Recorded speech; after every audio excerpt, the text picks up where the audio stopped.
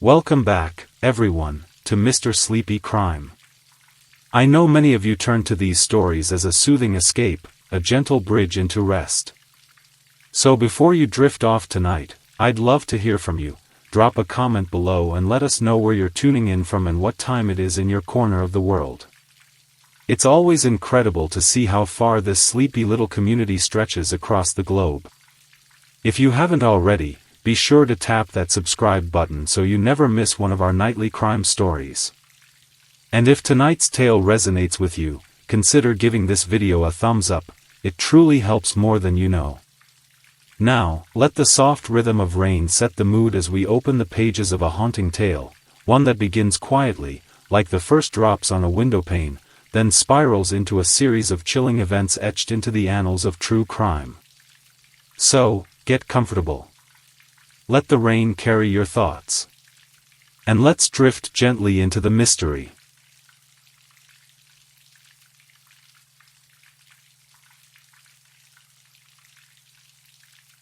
Story 1. This is the chilling case of Lori Vallow Daybell, an Idaho mom who killed her kids and claimed during her Arizona trial that her family's tragedy was not a crime. This is a story of family, faith, and the choices that bind or break us. It is a story of love, loss, and the enduring search for answers in the face of unimaginable circumstances. The year 2019 started quietly for Lori Vallow Daybell. To the outside world, hers was the picture of ordinary suburban life, a mother devoted to her family, her children brimming with youthful energy, and her days punctuated by routines familiar to so many. Lori had 3 children, Tylee Ryan, her spirited teenage daughter on the brink of adulthood, Joshua Jackson, known as JJ, an adorable and affectionate 7-year-old who filled the home with boundless curiosity, and her eldest, Colby, already forging his way in the world as a young adult. Alongside them was Chad Daybell, her husband and partner in what appeared to be a life built on shared spiritual convictions and commitment. Neighbors, friends, and acquaintances saw Lori as someone who carried herself with an air of confidence. She attended church, engaged with her community, and balanced the day-to-day challenges of raising a family. Her youngest son, JJ, who had special needs, received her care and attention. Her eldest, Colby, would later describe her as a fiercely loving mother, someone who could brighten any room. There was nothing in those early days to suggest that their story would take a turn, nothing to foreshadow that her family's life would unravel in ways unimaginable. And yet, life has a way of complicating simple narratives. Details of Lori's personal journey began to emerge, pieces of her past, beliefs that shaped her worldview, and a series of decisions that would soon thrust her and her family into the spotlight. She had married Chad Daybell, an author who wrote about apocalyptic visions and the end times, believing they were called by a higher power to fulfill their destiny. Their shared faith took center stage in their lives, becoming more than a guiding principle. It became an anchor, pulling them into something far larger than themselves. But faith, while deeply personal, can intertwine with other forces. And as time marched forward, questions began to surface. It started small, unnoticed by many, a pattern just out of view, too faint to stir concern. Those who knew Lori began to see subtle changes, but there was little reason to dwell on them. After all, the world seemed, on its surface, intact. Days passed, weeks followed, and Lori's life appeared unchanged. She cared for her children. She navigated her marriage with Chad. She lived her life as one might expect. It was only later that the ripples of this story would grow. Pieces would fall into place, revealing connections no one had imagined.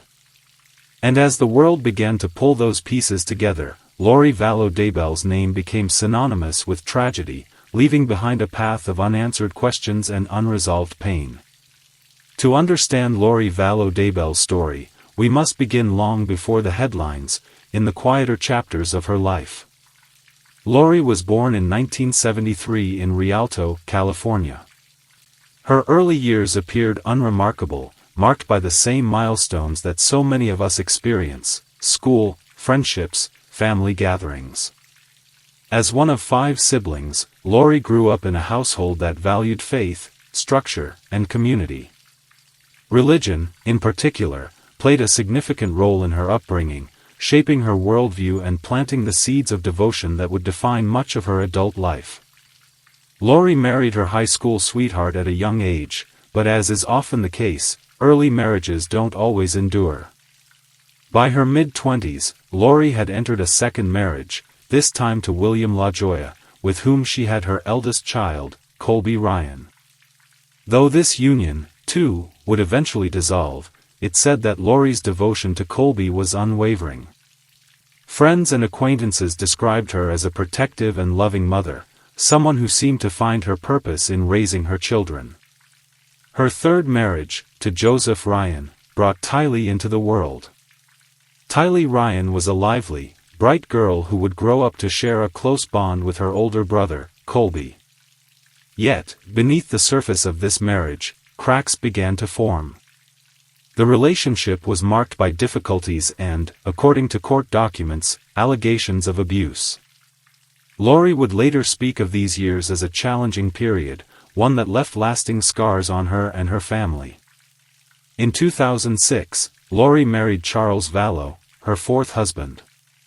Charles, a successful businessman, provided a stable and comfortable life for Lori and her children. Together, they adopted J.J. Vallow, the biological grandson of Charles's sister, Kay Woodcock. J.J. was a joyful and affectionate boy, diagnosed with autism at a young age. Lori appeared deeply committed to his care, learning to navigate the complexities of raising a child with special needs. By all outward appearances, the Vallow family seemed harmonious, a picture of resilience and unity despite the challenges of blended family life. It was during her marriage to Charles that Lori's spiritual journey took a distinctive turn. A lifelong member of the Church of Jesus Christ of Latter-day Saints, Lori began to explore more fringe interpretations of her faith. She immersed herself in literature and teachings that focused on apocalyptic themes, the end times, the second coming of Christ, and the roles individuals might play in this divine plan. These beliefs, though unconventional, were not entirely uncommon in some religious circles. But for Lori, they became all-consuming. In 2018, Lori crossed paths with Chad Daybell, an author known for his books on near-death experiences and doomsday prophecies. Chad, a devoted follower of the same faith, had built a small but loyal following through his writings and speeches. He claimed to have had visions of the afterlife, encounters with angels, and insights into the world's impending transformation. For Lori, meeting Chad was a revelation, a moment that seemed to confirm her own spiritual awakening. The two quickly formed a deep connection, one built on shared beliefs and a mutual sense of destiny. Chad told Lori that they had been married in previous lives and that their union was preordained by divine will. Together, they believed they were chosen to prepare for the second coming of Christ, tasked with gathering the righteous and standing against the forces of darkness. For Lori, who had long sought purpose and meaning, this partnership must have felt like the culmination of a lifetime of faith. However, these beliefs did not exist in isolation. They began to influence Lori's relationships, decisions, and priorities. Friends and family members noticed changes in her demeanor. Charles Vallow, once a devoted husband, grew increasingly concerned about Lori's behavior. In 2019, he filed for divorce, citing her obsession with doomsday prophecies and claiming that she had threatened his life. Charles's fears were dismissed by some as exaggeration, but his words would later take on a chilling significance. By the time Lori and Chad's relationship became public knowledge, their lives had shifted dramatically. Chad had lost his wife, Tammy Daybell, under circumstances that would later draw scrutiny. Lori had relocated to Idaho, leaving behind the remnants of her previous life.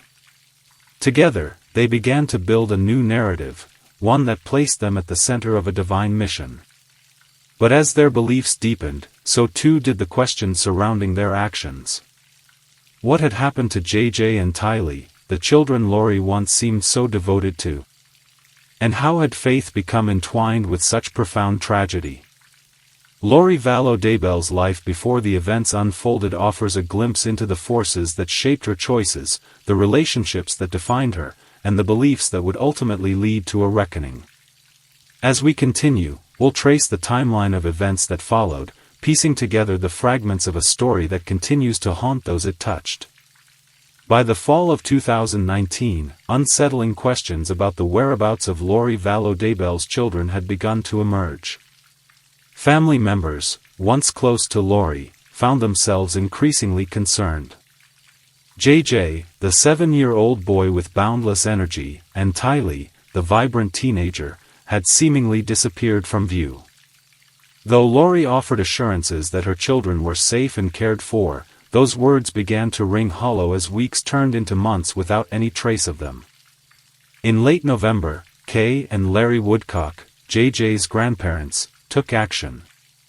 They reached out to law enforcement in Rexburg, Idaho, where Lori and Chad had recently relocated. Kay, who had spoken to JJ often, was distraught over the sudden lack of communication. Her instincts told her something was wrong, something that required immediate attention. Authorities in Rexburg began investigating, contacting Lori to inquire about her children's whereabouts.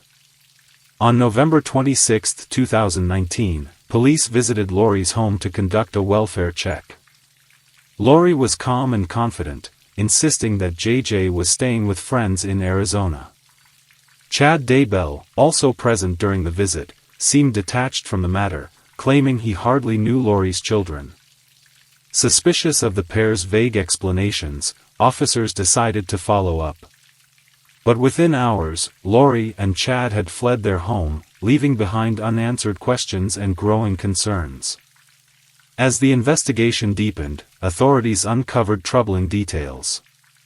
Friends and family reported unusual behavior from Lori in the months leading up to JJ and Tylee's disappearance.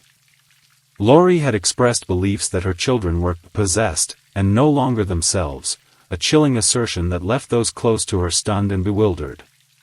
Meanwhile, Chad's apocalyptic teachings seemed to provide a framework for these claims, intertwining faith with fear in ways that would later come under intense scrutiny. In early 2020, the search for JJ and Tylee gained national attention. Lori and Chad, now married, had relocated to Hawaii, seemingly unbothered by the mounting questions surrounding them. In February, Lori was arrested on charges of child desertion, providing law enforcement with a critical opportunity to press her for answers. Yet Lori remained resolute in her silence, refusing to disclose any information about her children's whereabouts. Her attorney argued that she was being unfairly targeted, but the lack of evidence to support her claims left investigators undeterred. Months passed with little progress. Friends of Lori and Chad offered conflicting accounts, adding to the confusion surrounding the case. Some described Lori as a loving mother who had fallen under Chad's influence. Others painted a darker picture, suggesting that Lori's beliefs had consumed her, leading her to make decisions that defied reason and compassion. Amid this uncertainty, investigators continued to piece together fragments of the story, searching for the truth in a sea of contradictions. The breakthrough came on June 9, 2020, when authorities executed a search warrant on Chad Daybell's property in Salem, Idaho. The day began quietly, with officers methodically combing the grounds for any signs of the missing children. As the hours passed, their efforts focused on a particular area of the backyard, where anomalies in the soil suggested recent disturbances. With measured precision, they began to dig, uncovering what would soon become a scene of heartbreak. Beneath the earth lay the remains of 2 children, JJ and Tylee.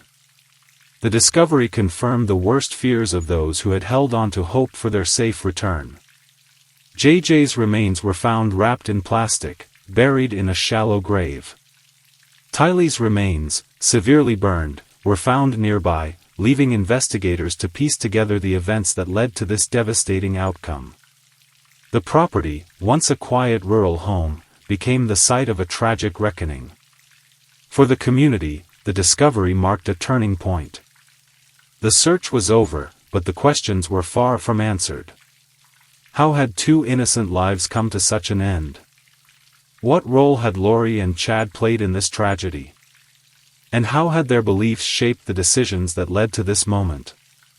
The answers would unfold over the coming months, as legal proceedings and testimony shed light on the choices and circumstances that forever altered the lives of JJ and Tylee.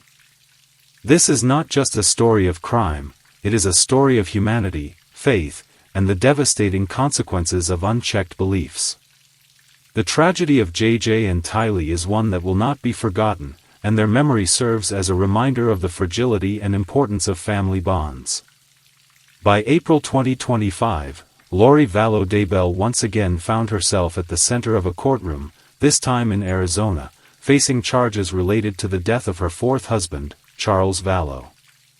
The trial, which had been long anticipated, drew significant public attention, not only because of Lori's prior convictions in Idaho but also due to the complex web of relationships, beliefs, and events that had led to this moment. For many, this trial represented another chapter in a story that had already captivated and horrified the nation. The courtroom was tense as Lori, representing herself, delivered her opening statement. Dressed in a modest outfit, she appeared composed, her voice steady as she addressed the jury. She began by recounting her version of events, painting a picture of a family struggling with internal conflicts but far removed from the sinister motives alleged by the prosecution. A family tragedy is not a crime, she told the jury, her tone measured and deliberate. It's a tragedy. Lori's defense centered on the claim that Charles's death was a case of self-defense, not premeditated murder. She described the events of July 11, 2019, the day Charles was fatally shot by her brother, Alex Cox, during a confrontation at her home in Chandler, Arizona. According to Lori, the incident began when Charles arrived at the house to pick up their son, JJ, for school. She alleged that an argument ensued after Charles demanded his cell phone, which Lori had taken earlier. The situation escalated when Tylee, then 16, emerged from her room with a baseball bat, attempting to protect her mother. Lori recounted how the struggle over the bat led to Alex intervening, ultimately resulting in Charles being shot. She emphasized that Alex's actions were in defense of her and Tylee, who she claimed were in imminent danger. Self-defense is not a crime, she reiterated, her voice firm yet calm. It's a fundamental right.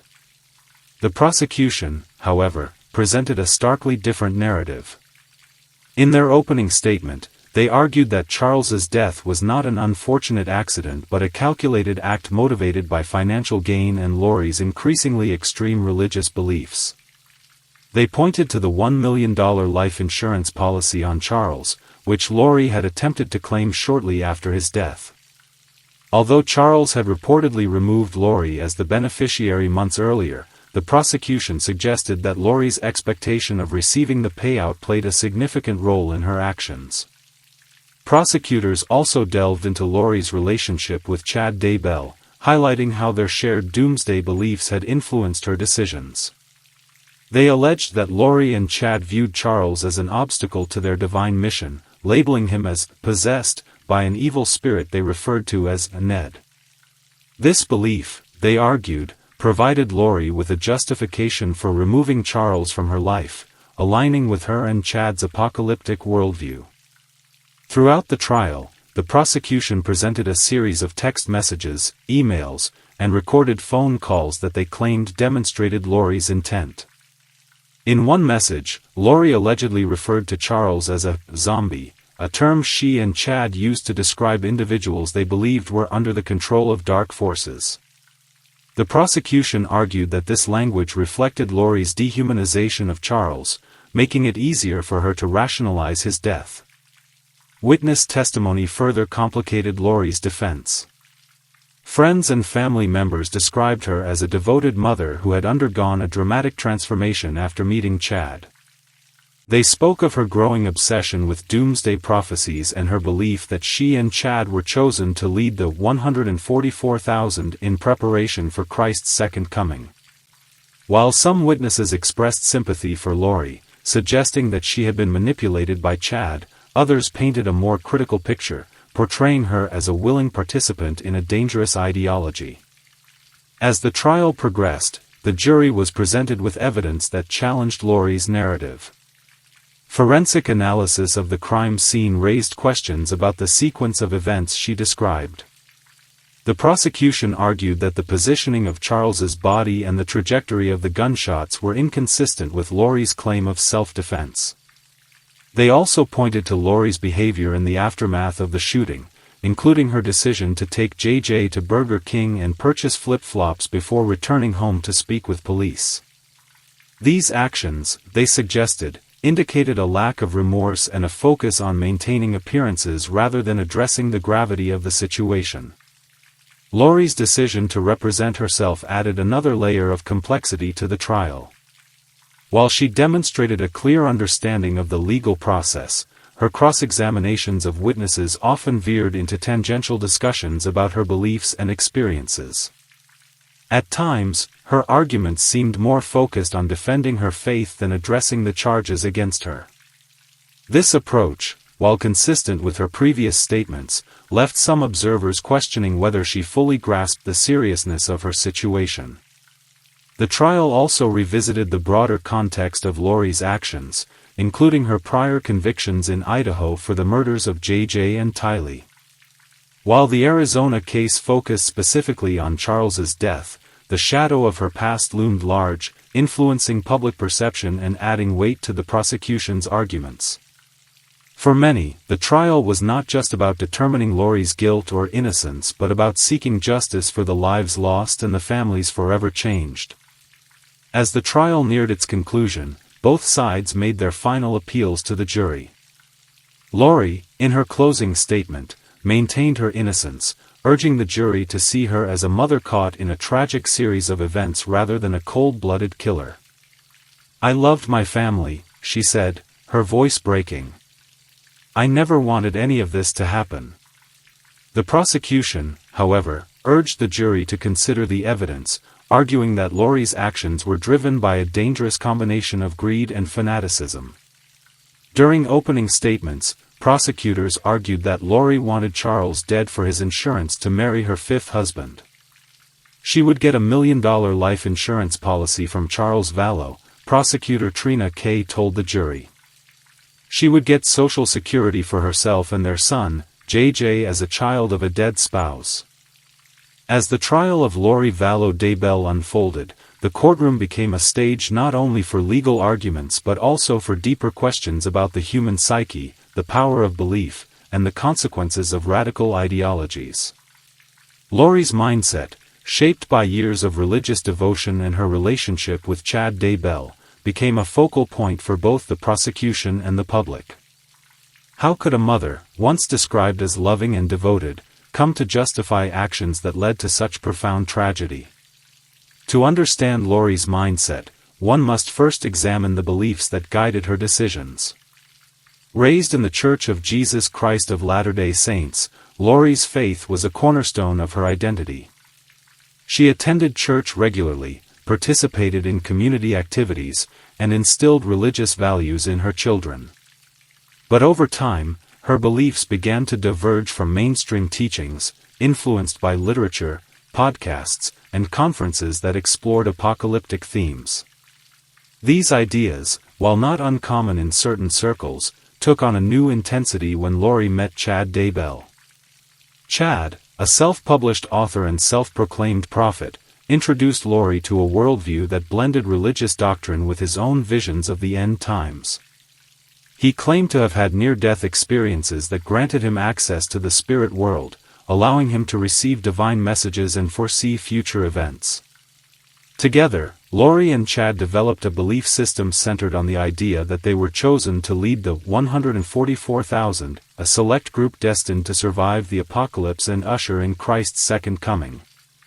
This belief elevated their sense of purpose, placing them at the center of a cosmic battle between good and evil. Within this framework, Lori and Chad categorized individuals as light or dark, based on their perceived spiritual alignment. Those deemed dark were believed to be under the influence of evil forces, or zombies, as they referred to them. This terminology, while seemingly fantastical, had real-world implications. Lori began to view certain people in her life, her ex-husband Charles, her children JJ and Tylee, and even Chad's late wife Tammy, as obstacles to their divine mission. By labeling them as dark, Lori and Chad rationalized actions that would otherwise be unthinkable. Psychologists and religious scholars have offered various theories to explain Lori's mindset. Some suggest that her beliefs were a coping mechanism, providing a sense of control and certainty in an unpredictable world. Others argue that Lori's relationship with Chad played a significant role, with Chad acting as a charismatic figure who reinforced and amplified her convictions. The concept of groupthink has also been explored, highlighting how shared beliefs within a close-knit circle can lead to distorted perceptions and decision-making. Public reactions to Lori's case have been deeply divided.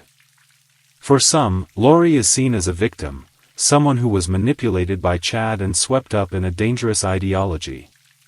Her friends and family have described her as a kind and caring person who underwent a dramatic transformation after meeting Chad.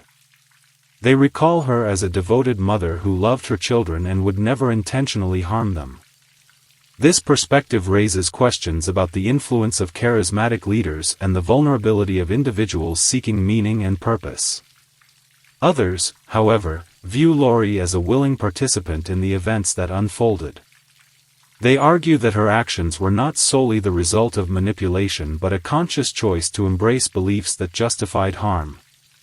This perspective has led to broader discussions about accountability and the role of personal agency in cases involving radical ideologies. How do we balance empathy for those who fall prey to manipulation with the need for justice for those who are harmed? The implications of Lori's case extend beyond the courtroom, touching on societal and cultural issues. It has sparked debates about the dangers of religious extremism and the fine line between faith and fanaticism. Religious scholars have pointed out that while Lori and Chad's beliefs were rooted in their faith, they represented a radical departure from mainstream teachings. This divergence highlights the potential for individuals to reinterpret doctrine in ways that align with their personal agendas, often with devastating consequences. The case has also shed light on the role of social media and online communities in spreading and reinforcing radical beliefs. Lori and Chad's ideas were not developed in isolation, they were influenced by a network of like-minded individuals who shared their apocalyptic worldview. Conferences, podcasts, and online forums provided a platform for these ideas to flourish, creating an echo chamber that validated and amplified their convictions. This phenomenon raises questions about the responsibility of platforms and communities in preventing the spread of harmful ideologies. As the trial concluded, the public continued to grapple with the broader implications of Lori's story. It is a case that forces us to confront uncomfortable truths about the human capacity for belief and the ways in which those beliefs can shape our actions. It challenges us to consider the balance between faith and reason, the influence of charismatic figures, and the importance of accountability in the face of tragedy. Ultimately, Lori Vallow Daybell's case is not just a story of crime, it is a story of humanity. It is a reminder of the complexities of the human mind, the power of belief, and the devastating consequences that can arise when those beliefs go unchecked. As we reflect on this case, we are left with questions that may never be fully answered, but that continue to resonate in the lives of those it has touched. As we come to the end of this story, we are left with a case that will forever echo in the halls of history, a narrative woven with faith, family, and tragedy. The story of Lori Vallow Daybell is one that defies simple explanations, challenging us to confront the complexities of belief and human behavior. Tonight, we've traced the threads of this tale, from Lori's life before the events unfolded, to the tragedy of JJ and Tylee, and the trial that sought to provide answers in the face of profound loss. It began with Lori as a mother and a believer, someone navigating the familiar rhythms of family life while holding on to deeply rooted convictions. Her meeting with Chad Daybell marked a turning point, one that would intertwine faith and prophecy in ways that led to devastating consequences. Together, their shared belief in a divine mission brought decisions that altered lives, not only their own but those of the children Lori once appeared to cherish. Through witness testimonies, forensic evidence, and Lori's own words, the courtroom became a space for examining not only the facts but the broader implications of her story. It asked us to consider how beliefs can lead individuals down paths they may never have imagined, and how love can sometimes be overshadowed by actions that betray its very essence.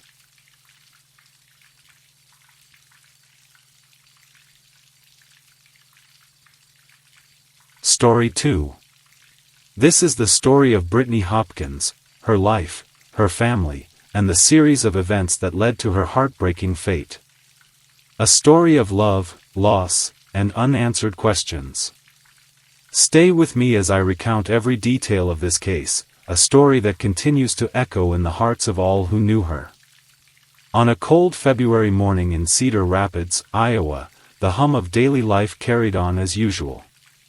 The streets bustled with people heading to work, errands being run, and the quiet routine of the city slowly unfolding under the pale light of dawn.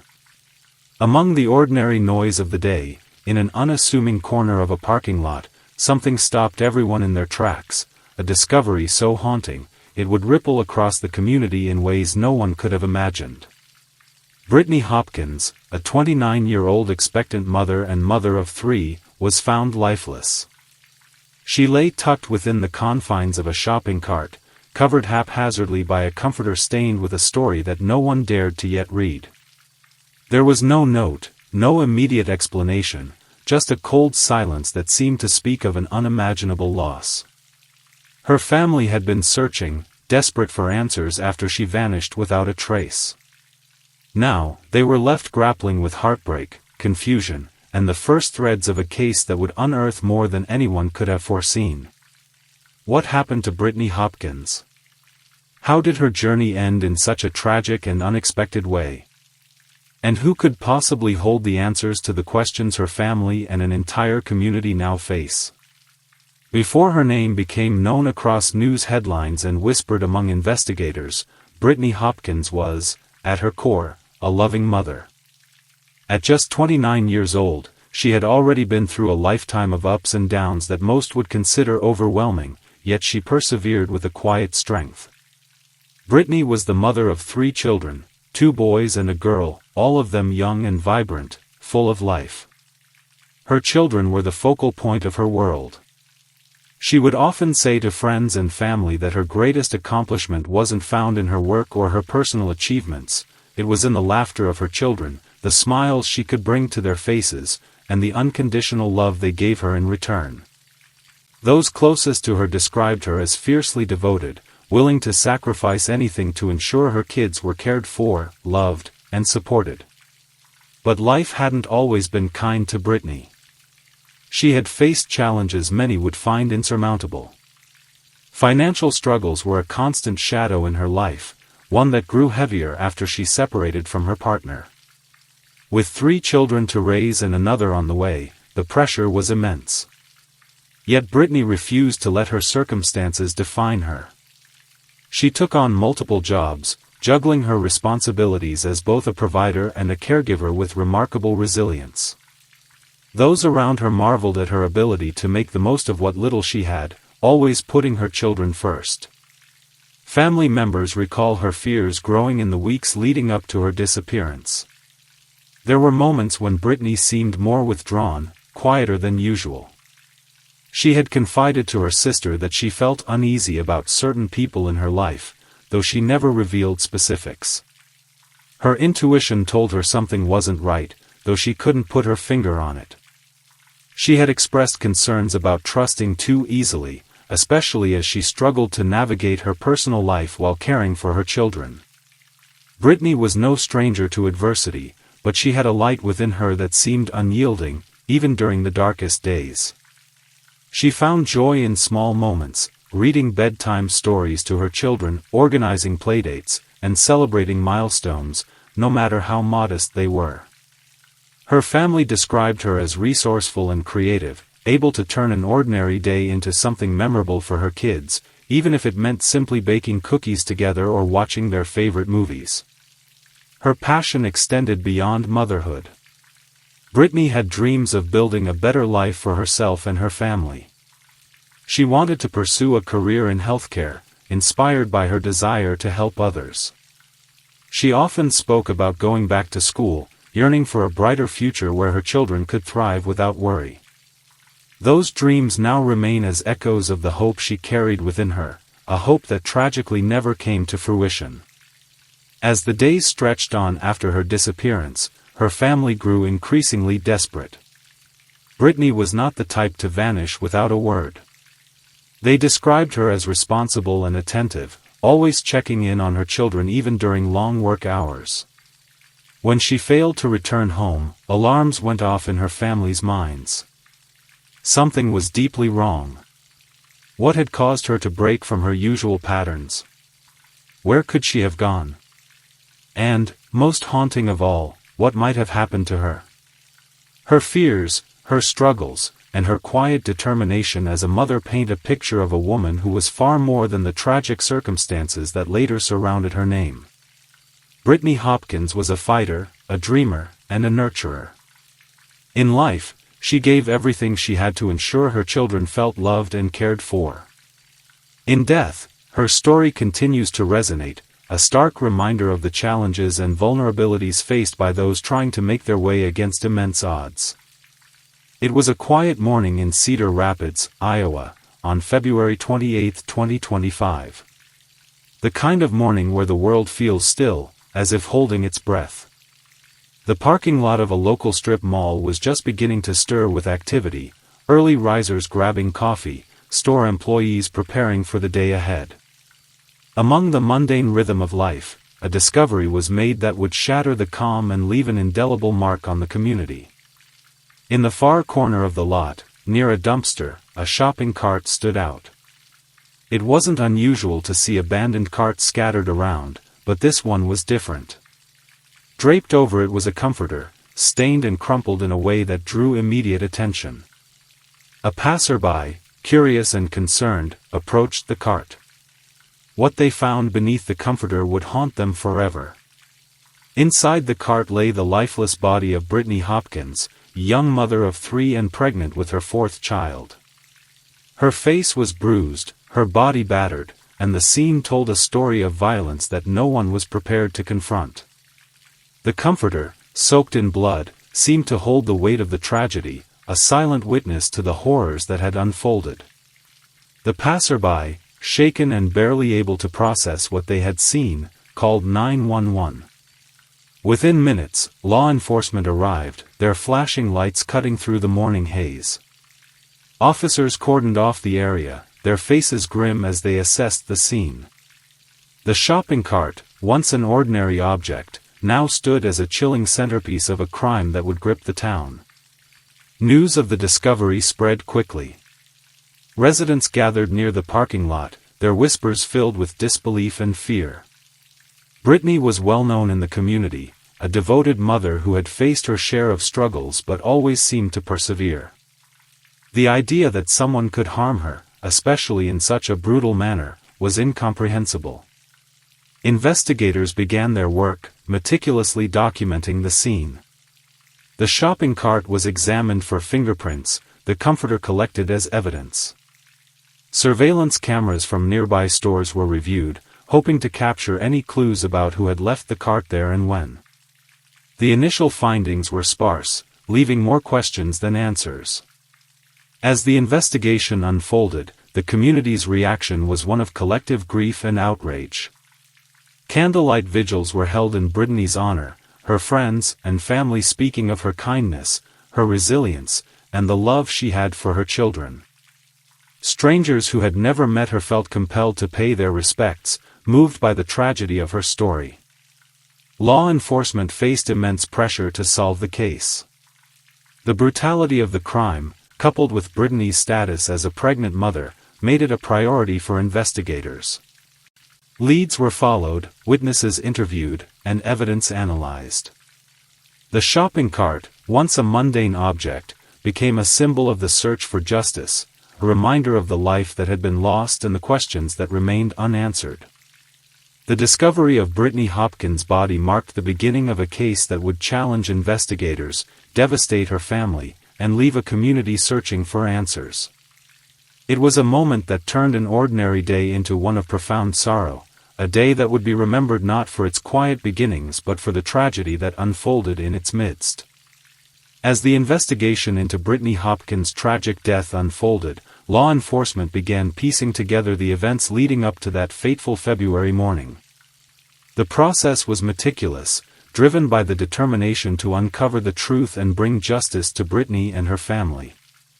Witness accounts became the first threads in the tapestry of evidence. Investigators interviewed neighbors, friends, and anyone who might have seen or spoken to Brittany in the days before her disappearance. Among these accounts, one name surfaced repeatedly: Donnie Donnell White. White was someone Brittany had interacted with in the weeks leading up to her death. Witnesses described seeing the two together on several occasions, though the nature of their relationship remained unclear. Some recalled Brittany appearing uneasy during these interactions, though she never openly expressed concern. The focus on White intensified when investigators obtained surveillance footage from the area near the parking lot where Brittany's body was discovered. The footage, though grainy, showed a figure pushing a shopping cart in the early hours of February 28. The cart appeared to be covered with a large object, later identified as the comforter that concealed Brittany's body. While the figure's identity couldn't be confirmed from the footage alone, it provided a crucial lead. With this evidence in hand, law enforcement turned their attention to White's residence. A search warrant was obtained, and what they found inside his apartment would become a pivotal moment in the investigation. The scene was unsettling. Blood spatter was discovered on the walls and floor, suggesting a violent struggle had taken place. Bleach stains were also present, indicating an attempt to clean up the evidence. Among the items collected was a hammer, which bore traces of hair and blood. Forensic analysis would later confirm that the blood matched Brittany's. The discovery of these items painted a chilling picture, but investigators remained methodical in their approach. Every piece of evidence was carefully catalogued and analyzed, ensuring that the case against White would hold up in court. Forensic experts worked tirelessly to connect the dots, examining the blood patterns, the DNA evidence, and the timeline established by the surveillance footage. As the investigation progressed, additional witnesses came forward, providing further insight into White's behavior. Some described him as reclusive and unpredictable, while others mentioned seeing him in the vicinity of the parking lot on the night of February 27. These accounts, combined with the physical evidence, began to form a compelling narrative. Despite the mounting evidence, investigators knew they needed to proceed with caution. The case was complex, and every detail had to be scrutinized to ensure that justice would be served. The community watched closely as law enforcement worked tirelessly to unravel the mystery, their efforts driven by the memory of Brittany and the desire to bring closure to her grieving family. The investigation into Brittany Hopkins' death was a testament to the dedication and perseverance of those seeking the truth. It was a process marked by careful analysis, collaboration, and an unwavering commitment to justice.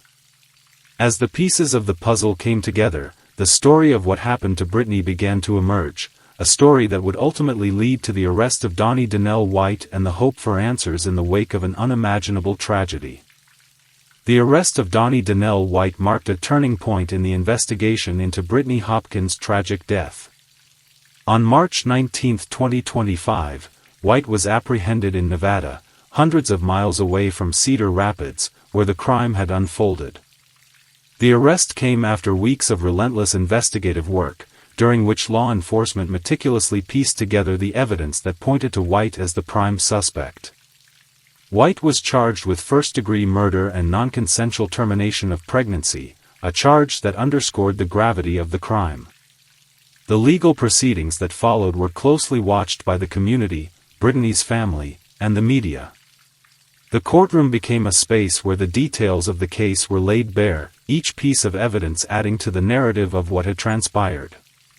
Prosecutors presented a compelling case against White, drawing on the physical evidence found in his apartment, the surveillance footage, and witness testimonies. The hammer, stained with blood and hair, became a central piece of evidence, its presence in White's apartment raising questions about his involvement. Forensic experts testified about the blood spatter patterns and the bleach stains, explaining how they indicated an attempt to clean up after the crime. Witnesses who had interacted with White in the days leading up to Brittany's death described his behavior as erratic and unsettling. Some recalled seeing him near the parking lot where Brittany's body was discovered, while others mentioned overhearing conversations that hinted at tension between him and Brittany. These accounts, combined with the physical evidence, painted a picture of a man who had been at the center of the events leading to Brittany's death. Throughout the trial, Brittany's family remained a constant presence in the courtroom, their faces etched with grief and determination. They listened as prosecutors recounted the details of the case, their emotions raw as they heard about the evidence that had been collected. Their presence served as a reminder of the human cost of the crime, a cost that extended beyond Brittany to her children, her siblings, and her parents. The defense, meanwhile, sought to cast doubt on the prosecution's case, questioning the reliability of the evidence and the motives of the witnesses. They argued that the surveillance footage was inconclusive and that the physical evidence could not definitively link White to the crime. Despite their efforts, the weight of the evidence presented by the prosecution proved difficult to counter. As the trial progressed, the community's response remained one of solidarity with Brittany's family. Vigils were held outside the courthouse, with residents lighting candles and sharing memories of Brittany. Her story had touched the lives of many, and the trial became a moment of collective mourning and reflection. The legal proceedings were not just about seeking justice for Brittany, they were also about ensuring that her story was heard and remembered. The courtroom became a space where her life was honored, her struggles acknowledged, and her legacy preserved. It was a space where the community came together to support her family and to demand accountability for the crime that had taken her life. The arrest and trial of Donnie Donnell White were a testament to the determination of law enforcement, the resilience of Brittany's family, and the strength of a community united in grief. As the case drew to a close, the hope for justice remained steadfast, a hope that Brittany's story would not be forgotten and that her memory would continue to inspire those who knew her and those who came to know her through her story. Brittany Hopkins' tragic death left an indelible impact on her family, friends, and the community she called home. In the days, weeks, and months that followed the discovery of her body, those who loved her struggled to come to terms with the loss, searching for solace in memories and the enduring love they felt for her. Brittany's children were perhaps the most profoundly affected by her absence. Too young to fully grasp the gravity of what had happened, they were suddenly deprived of the steady, nurturing presence that had been the cornerstone of their lives. Relatives and close friends stepped in to provide care and support, yet the void left by Brittany was one that no one could truly fill. Family members recalled how much she adored her children, how she would play games with them, read them stories, and comfort them through life's little bumps and bruises. That love now lived on in their memories, forming a beacon of hope for the future despite the pain of her loss. For Brittany's extended family, the tragedy was a reminder of the fragility of life and the resilience of love. Her parents and siblings spoke openly about the heartbreak they felt, but also about the legacy Brittany left behind, a legacy of strength, kindness, and unwavering commitment to her family. They vowed to keep her memory alive, ensuring her children would grow up hearing stories of their mother's love and courage. Brittany's sister, in particular, became an advocate for victims of violence, using her platform to raise awareness and support others enduring similar hardships. The broader community of Cedar Rapids, too, felt the ripples of Brittany's passing. It was a town where neighbors knew one another, where stories like hers struck a deep chord. Vigils were held across the city, with residents coming together to honor her life and mourn her loss. These gatherings became moments of unity, where candles were lit, prayers were offered, and tears were shed in Brittany's memory. People who had never met her were moved to show their support, touched by her story and inspired by the resilience of her family. Brittany's death also sparked important conversations about safety, community vigilance, and the need for justice. Local organizations organized outreach programs and workshops aimed at supporting families in crisis, hoping to prevent future tragedies. These efforts became a testament to Brittany's enduring influence, a legacy that continued to inspire change even in the face of sorrow. As the case against Donnie Donnell White progressed, the search for justice became a focal point for Brittany's loved ones and the community at large. Justice, they believed, was not just about punishment, it was about recognition. Recognition of Brittany's life, her struggles, and her intrinsic worth as a mother, a daughter, and a friend. It was about ensuring that her story would not be forgotten, that her life would be honored, and that her death would serve as a call to action against violence and injustice. In reflecting on Brittany's life and the impact of her death, there emerged a quiet but powerful sense of hope. Hope that her children would grow up surrounded by love and support. Hope that her story would inspire others to seek help, to speak out, to protect one another. Hope that in remembering Brittany, a brighter future could be built, one where tragedies like hers would no longer occur. As we conclude Brittany's story, let us hold space for her memory. A moment of silence speaks louder than words ever could, reminding us of the fragility and preciousness of life. Close your eyes and breathe deeply. Imagine the light Brittany brought to those around her, a light that cannot be extinguished by tragedy. Let us honor her legacy and the love she gave so freely. And as the soft rain continues, let us carry with us a message of remembrance and justice.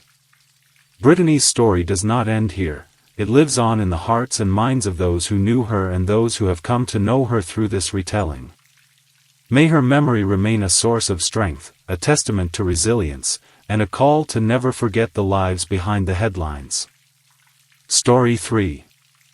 Woman allegedly killed man in hit and run, then posted about him on Facebook while cops looked for suspect. This is a story of loss.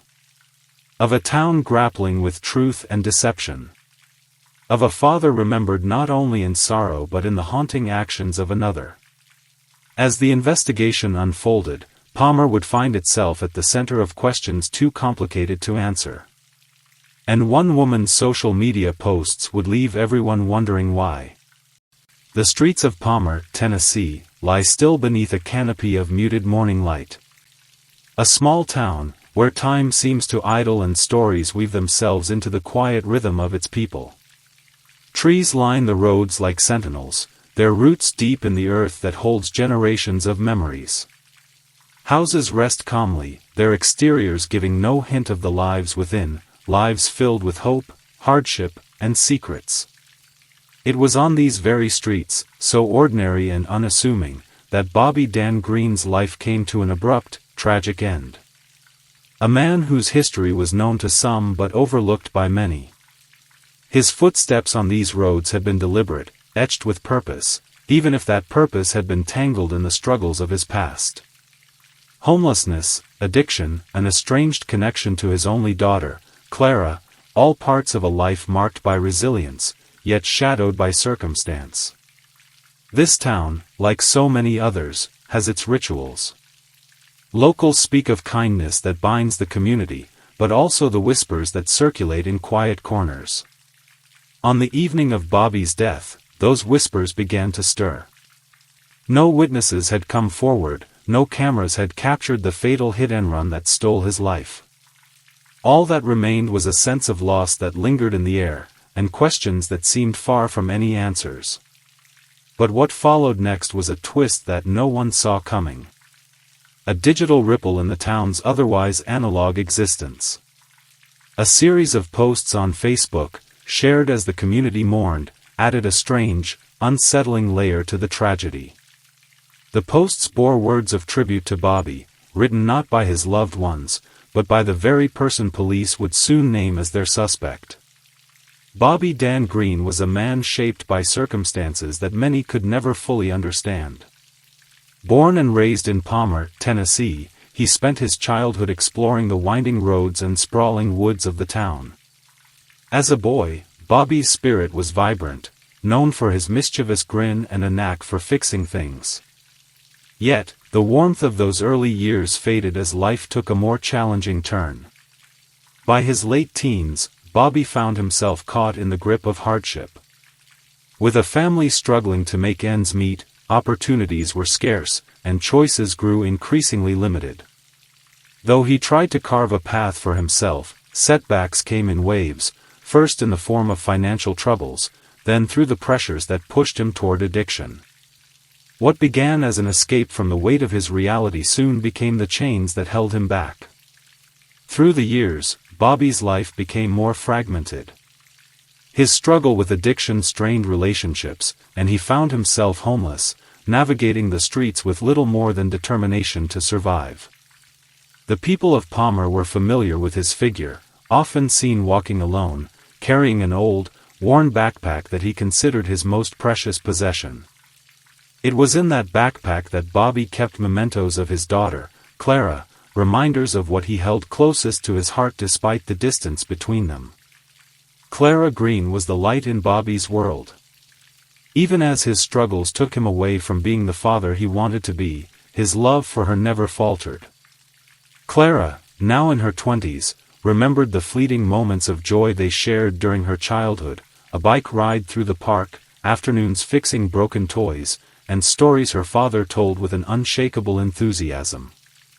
These memories were the threads that connected them, even as Clara's life moved forward. Clara herself was no stranger to hardship. Watching her father grapple with addiction had left an indelible mark on her. Yet, she carried herself with grace, fueled by a determination to honor Bobby's humanity. Despite the challenges of their relationship, Clara never allowed her love for her father to waver. She had spent years trying to help him find stability, offering support whenever she could and holding on to hope that he might one day find peace. When Bobby passed away, Clara was left with more questions than answers. She chose to channel her grief into action, creating a movement to raise awareness about addiction and homelessness in her community. In her eyes, her father's story was not merely one of tragedy, it was a call for compassion, a reminder that behind every struggle, there is a person deserving of dignity and care. Bobby Dan Green was seen making his way down the side of a road he had walked countless times before. The road itself, flanked by dense trees on one side and weather-worn fences on the other, seemed almost deserted. Bobby's figure, slight and unassuming, was illuminated briefly by the headlights of passing cars, each of which continued on its way without pause. It was an ordinary scene in a small town where routine often went unnoticed, until it didn't. At 7:45 p.m., a car approached the stretch of road Bobby was on. Witness accounts were scarce, but it was later determined that the vehicle, a dark-colored sedan, had been moving at an unusually high speed. The collision happened in an instant, so fast that no one nearby even registered the sound. The sedan struck Bobby with such force that it sent him sprawling several feet from the point of impact. The driver did not stop. No brake lights, no hesitation. The car disappeared into the distance, leaving behind nothing but a silence that felt heavier than before. It wasn't until several minutes later that a passerby, a local resident walking their dog, spotted Bobby lying motionless by the roadside. The resident called emergency services, and the small-town response was swift. An ambulance arrived, but by the time the paramedics assessed the scene, it was too late. Bobby Dan Green had succumbed to his injuries. The road, now cordoned off with police tape, became the setting for the questions that would haunt the town in the weeks to come. The news of Bobby's death spread quickly through Palmer. Though he was not widely known in the town's social circles, his presence had been a familiar one. People recalled seeing him on his walks, carrying that same worn backpack, and sometimes exchanging a quiet nod of acknowledgement. The small community, where personal connections ran deep, felt an unsettling sense of loss. Clara Green's grief became a focal point for many. Her heartfelt posts on social media and her public calls for compassion struck a chord with residents. In a town that rarely saw violent crime, the idea of a hit-and-run, with no accountability or explanation, created an air of unease. Local businesses began organizing fundraisers to support Clara, while churches held memorial services to honor Bobby's memory. Candles and flowers were placed along the roadside where he had died, a makeshift memorial that grew with each passing day. Conversations in the town's diners and barbershops turned to speculation.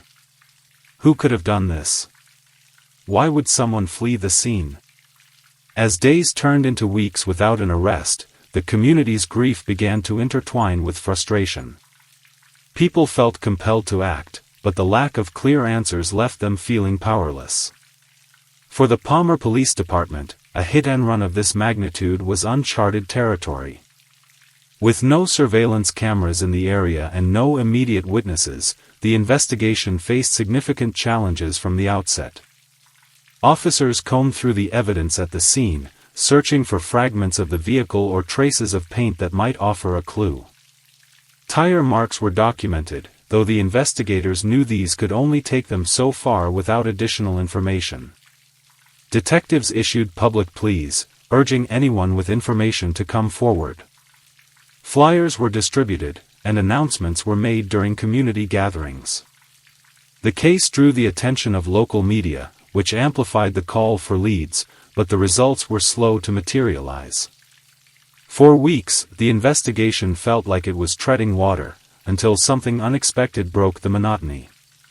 The case took a pivotal turn when detectives received an anonymous tip. A resident had noticed unusual activity on Facebook, specifically posts made by a woman named Haley Lehman. These posts included tributes to Bobby, which might have seemed unremarkable if not for their peculiar tone and timing. The police, intrigued by this lead, began to dig deeper. Their initial review of Haley's social media revealed inconsistencies in her posts. The details she shared appeared to align too closely with elements of the crime that had not been made public. The investigators, already stretched thin, now had a name and a direction. They secured warrants to obtain more information, marking the beginning of a complex and delicate pursuit of truth. As the town of Palmer mourned the loss of Bobby Dan Green, a peculiar series of social media posts began to surface on Facebook.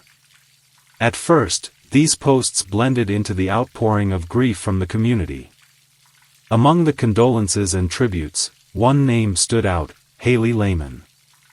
Her posts, which included expressions of sorrow and shared memories, struck an odd chord, given that her connection to Bobby wasn't widely known. Haley's first post appeared just days after Bobby's death. She shared Clara Green's heartfelt plea for information about the hit-and-run. Beneath Clara's original post, Haley added her own comment: "This is such a tragic loss. My heart goes out to Bobby's family. He was so missed in this town." It was a message that might have seemed benign at first glance, but as investigators later noted, her words carried a familiarity with the victim that raised questions. A few days later, Haley shared another post. This time, it was a personal tribute to Bobby. She wrote about the impact he had on those around him, describing him as a kind soul who deserved better. Strangely, she even mentioned details about his struggles and the emotional weight of his life, details that had not been made public. People in the community began to take notice, wondering how Haley knew so much about Bobby's life and why she was so vocal about her grief. The most unsettling post came nearly 2 weeks after the incident. Haley uploaded a photo of the roadside memorial where Bobby had been struck, captioning it, "I drive past this spot every day, and it breaks my heart. Rest easy, Bobby." It was a hauntingly specific admission, she acknowledged driving by the exact location of the hit and run on a daily basis. The post caught the attention of Clara, who found the gesture strange and unwelcome. Meanwhile, the police, already monitoring Haley's social media activity, saw this as a significant lead. Haley's posts didn't go unnoticed by law enforcement. Investigators, who had been struggling to make progress in the case, began piecing together the timeline of her online activity. The specificity of her posts suggested a level of knowledge about the incident that went beyond mere speculation. It was as though Haley was leaving breadcrumbs, unintentionally or otherwise, for the authorities to follow. Police obtained a warrant to review Haley's private Facebook messages and activity logs. What they discovered added another layer to the mystery. In one private conversation with a friend, Haley expressed her anxiety about the ongoing investigation. She mentioned being unable to sleep and feeling a constant sense of dread. While she didn't explicitly confess, her words pointed to an internal conflict that detectives found hard to ignore. It was a small but crucial piece of evidence that eventually led to Haley's arrest. On a cold morning 3 weeks after Bobby's death, officers arrived at Haley's home with a warrant. They searched her property and found a damaged sedan parked in her garage. The vehicle matched the description of the car involved in the hit and run, and forensic analysis revealed traces of paint and other evidence consistent with the scene of the crime. When confronted, Haley's initial reaction was one of denial. She insisted that she had nothing to do with the incident and claimed her posts were merely an expression of community grief. However, as the evidence mounted, her story began to unravel. Police later released a statement confirming that Haley had been charged with vehicular manslaughter and leaving the scene of an accident. As the story unfolded, questions lingered, not just about the crime itself, but about the motivations behind Haley's actions. Why had she chosen to post about Bobby so publicly? Was it a misguided attempt to alleviate her guilt, or an unconscious cry for help? Could there have been a part of her that wanted to be caught, to bring closure to a tragedy she could no longer keep hidden? These are the questions that resonate long after the events in Palmer. They serve as a reminder of the complexity of human behavior and the moral weight of choices made in the aftermath of a tragedy. Following Haley Lehman's arrest, the legal process began swiftly but methodically. She was charged with vehicular manslaughter and leaving the scene of an accident, both of which carried significant penalties under Tennessee law. During her initial court appearance, Haley appeared subdued, avoiding eye contact as the charges were read aloud. Her attorney, appointed shortly after her arrest, entered a plea of not guilty on her behalf, emphasizing that the evidence against her, while compelling, was circumstantial in some respects. The prosecution, however, presented a narrative that painted Haley's actions in a damning light. They emphasized the deliberate nature of her decision to flee the scene and the subsequent actions, her social media posts, that appeared to mock the very tragedy she had caused. Investigators noted that Haley had made no attempt to report the accident or render aid, which compounded the gravity of her offense. As the case progressed, the small courtroom became a focal point for the community. Local residents attended hearings, many of them seated beside Clara Green, whose quiet presence served as a reminder of the tragedy's human impact. Clara, though reserved, was resolute in her determination to see justice served. She remained composed, even as the defense attempted to shift blame onto external factors, suggesting Haley's actions were driven by panic rather than malice.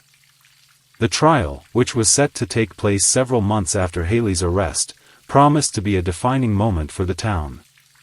Legal experts debated whether Haley's online activity, particularly her confessional posts, would play a pivotal role in the prosecution's case. Meanwhile, the media's attention on the trial grew, bringing an unprecedented spotlight to the otherwise quiet town of Palmer. Amid the legal turmoil, Clara Green emerged as a voice of compassion and resilience. Despite her personal grief, she took it upon herself to advocate for awareness and change. In interviews with local reporters and heartfelt posts shared online, Clara painted a portrait of her father that went beyond the headlines. She spoke about Bobby's struggles with addiction and homelessness, not as defining features of his life, but as battles he faced with courage, even in the face of overwhelming odds. Clara's message was one of understanding. "My father was more than his circumstances," she said during a vigil held in Bobby's memory. "He was a man who loved deeply, who tried so hard to find his way back, and who deserved kindness just as much as anyone else." Her words resonated with many, shedding light on the humanity often overlooked in stories of those who live on society's margins. In the weeks following Bobby's death, Clara launched a campaign to raise awareness about the systemic challenges faced by individuals like her father. She partnered with local organizations to host workshops on homelessness, addiction recovery, and community support. Clara also shared her father's story at schools and churches, emphasizing the importance of empathy and action. Her efforts began to shift the narrative surrounding Bobby, transforming his memory into a catalyst for change. The community of Palmer, moved by Clara's strength and dedication, rallied to support her. A GoFundMe campaign, initially set up to cover Bobby's funeral expenses, quickly surpassed its goal. Contributions poured in not only from local residents but also from people across the state and beyond who had learned about the story through news coverage. The additional funds were used to establish a small scholarship in Bobby's name, dedicated to supporting young people pursuing careers in social work or addiction recovery services. Local businesses joined the effort as well, organizing events to raise money and awareness for Clara's initiatives. A popular coffee shop hosted an art auction featuring pieces created by local artists, with proceeds donated to programs aiding the homeless. Schools held charity drives, collecting supplies for shelters in the area. The roadside memorial where Bobby had been struck became a gathering place, its growing collection of candles and flowers a symbol of the community's collective mourning and hope. The tragedy had left an indelible mark on Palmer, but it also brought people together in ways that few could have anticipated.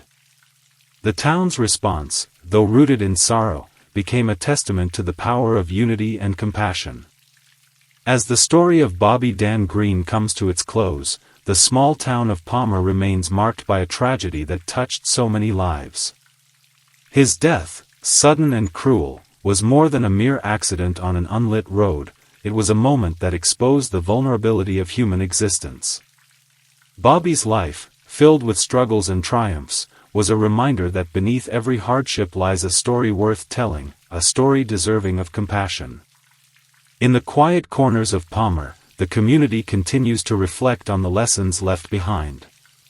Bobby's story is not just a cautionary tale about the dangers of reckless behavior, nor solely an example of the importance of accountability in justice. It is, above all, a testament to the fragility of life and the connections that endure even in the face of adversity. His memory lives on in his daughter Clara, who embodies the resilience and hope her father sought but could not always find. The tragedy also sparked a transformation within the town. Bobby's passing reminded people of the weight carried by those who struggle in silence, of the dignity owed to every individual regardless of their circumstances. Through Clara's advocacy, Palmer has become a town more attuned to its collective responsibility, a community with a renewed focus on understanding, helping, and healing. For all the sorrow that has unfolded, Bobby's life underscores a truth that is both sobering and uplifting: every life, no matter its path, holds the power to inspire change. And most importantly, join the conversation. Share your thoughts in the comments. What do you take away from this story? How can we all play a part in fostering compassion and understanding? Your voice matters, and together, we can honor Bobby's memory by striving for a world where no one's struggles go unnoticed. As the screen fades to a serene image of a quiet road at sunset, the story leaves you with one final thought: life is precious, delicate, and deeply interconnected. Let's take care of one another while we can.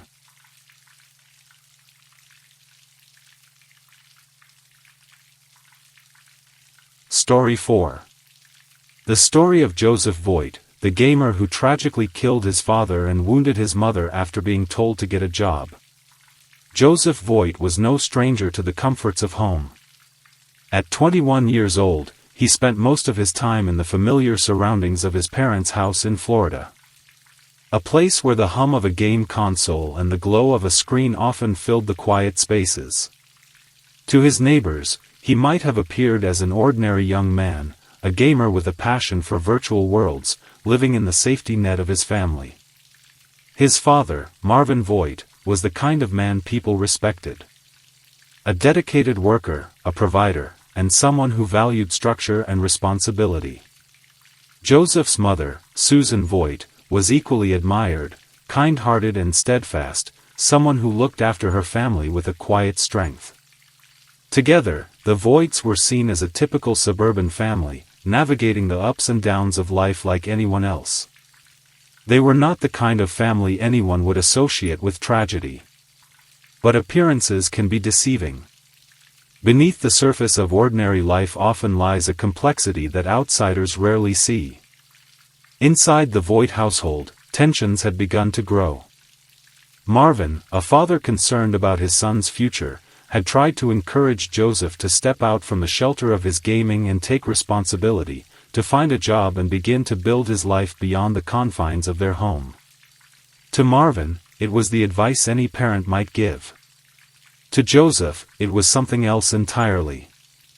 On the evening of December 7, 2024, what began as a conversation about responsibility would veer into a confrontation that no one could have predicted. The events that unfolded that night would leave one family member dead, another injured, and an entire community searching for understanding. How could something so devastating happen in a home that, until that moment, seemed unremarkable in its normalcy? This is the story of a son whose passion for gaming turned into an obsession, a father whose well-meaning words struck a dangerous chord, and a mother who found herself caught in the aftermath of a crime that shocked everyone who knew them. Over the next hour, we'll walk through the lives of the Voigt family, the unfolding of that fateful evening, and the chilling aftermath that left more questions than answers. Joseph Voigt was a young man whose life revolved around the digital worlds he created and explored through his gaming. For hours on end, he would sit in front of his console, headphones on, immersed in the sounds of virtual battles and quests.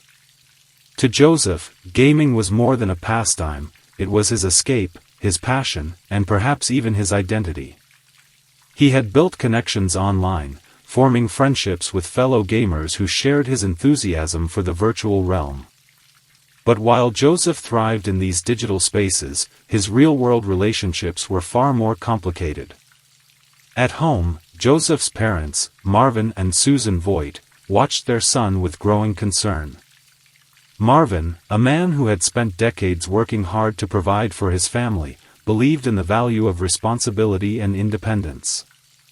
He had always hoped that Joseph would follow in his footsteps, finding a career and building a life of his own. Susan, on the other hand, was more nurturing, often acting as a mediator between her husband and son during their disagreements. She understood Joseph's love for gaming but worried about the toll it was taking on his future. The Voigt household, located in a quiet Florida neighborhood, was modest but comfortable. Photos of family vacations and milestones adorned the walls, a testament to the life they had built together.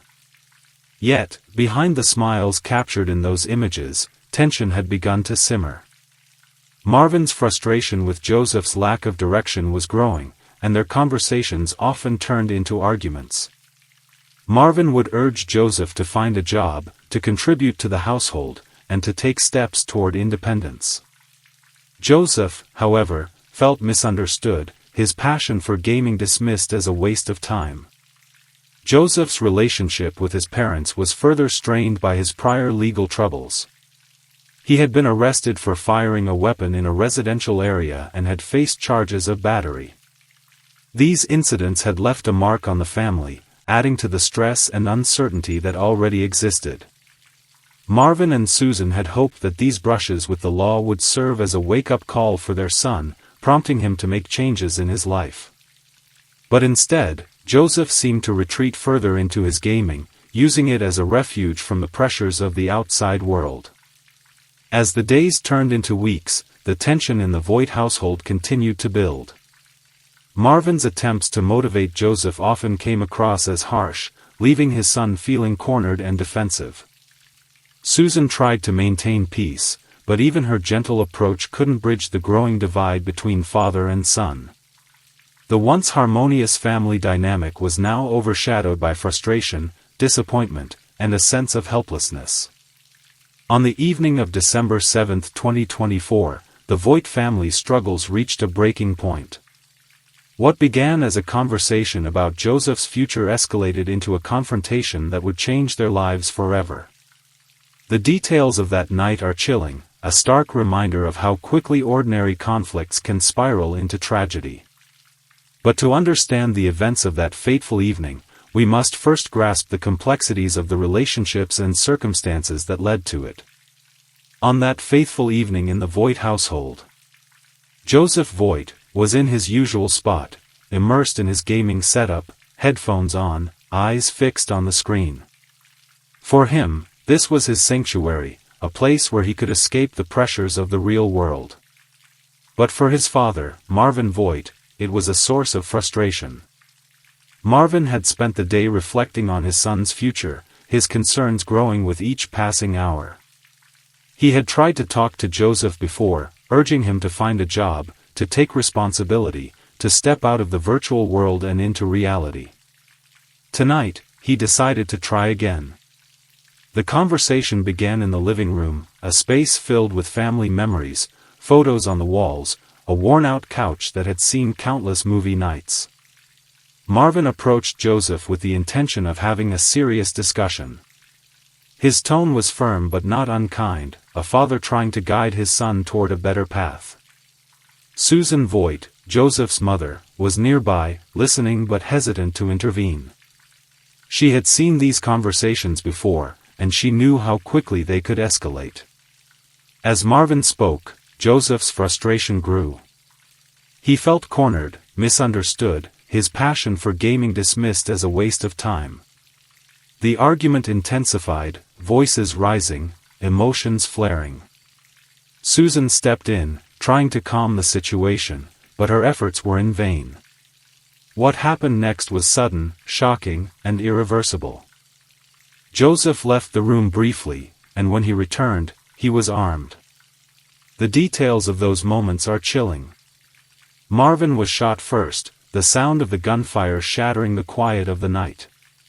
He was found later in the driveway, his life ended by a single, devastating act.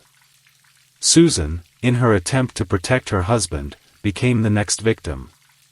She was shot inside the house, her injuries severe but not fatal. The aftermath was chaotic. Susan, despite her injuries, managed to call 911, her voice trembling as she reported the unimaginable. Law enforcement arrived quickly, finding Marvin's lifeless body outside and Susan inside, fighting for her life. The scene was a stark contrast to the suburban tranquility that had defined their neighborhood. Joseph fled the scene, driving away in his car. A "Be on the lookout" notice was issued, and hours later, his vehicle was spotted by the Orlando Police Department. At around 2 a.m., he was apprehended during a traffic stop. In custody, Joseph admitted to the shooting, his confession a mix of anger, regret, and confusion. He told deputies that his father had been "riding his ass" about getting a job, a phrase that underscored the tension that had led to this tragic outcome. Susan was rushed to a nearby hospital, where she received treatment for her injuries. Her survival was a testament to her strength, but the emotional scars of that night would remain forever. Marvin's death left a void in the lives of those who knew him, a man who had tried to guide his son, only to become a victim of his frustration. The Voight family's story is one of heartbreak, a reminder of how quickly ordinary conflicts can escalate into tragedy. It forces us to confront difficult questions about family dynamics, mental health, and the consequences of unchecked emotions. As we continue to explore this case, we'll delve into the investigation, the legal proceedings, and the broader implications of this devastating event.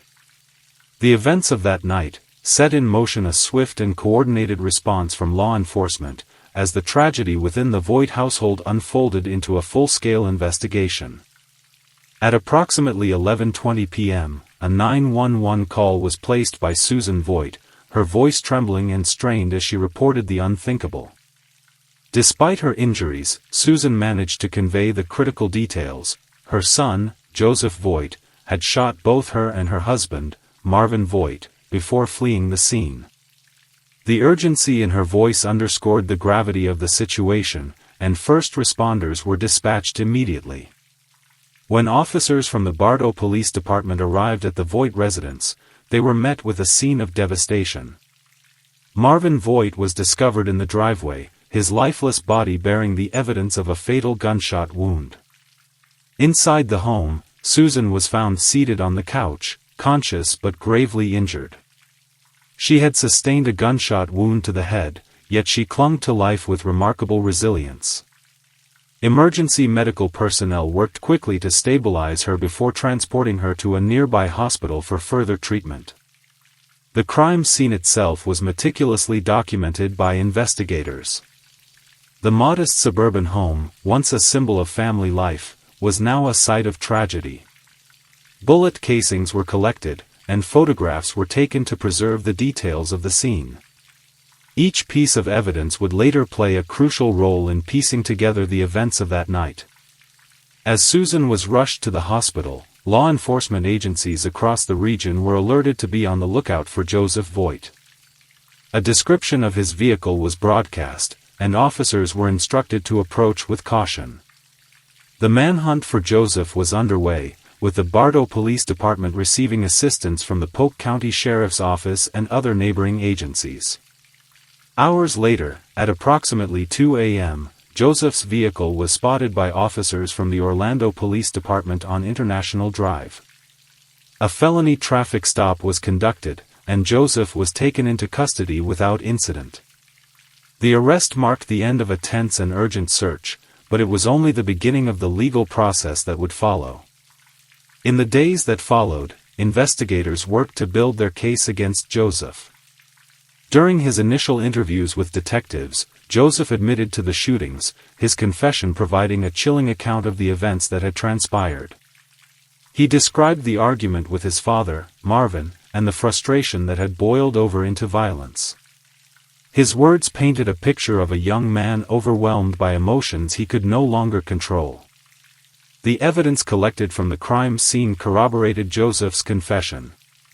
Ballistic analysis linked the recovered firearm to the bullets that had struck Marvin and Susan. Witness statements from neighbors, who reported hearing gunshots and seeing Joseph's vehicle leave the scene, further supported the timeline of events. Investigators also uncovered details about Joseph's prior legal troubles, including arrests for battery and discharging a firearm in a residential area. These incidents provided context for the escalating tensions within the Voigt household. Throughout the investigation and subsequent legal process, visuals such as police reports, courtroom sketches, and photographs of the crime scene provided a stark reminder of the tragedy that had unfolded. These images, while difficult to view, served as important tools in documenting the case and ensuring that justice was served.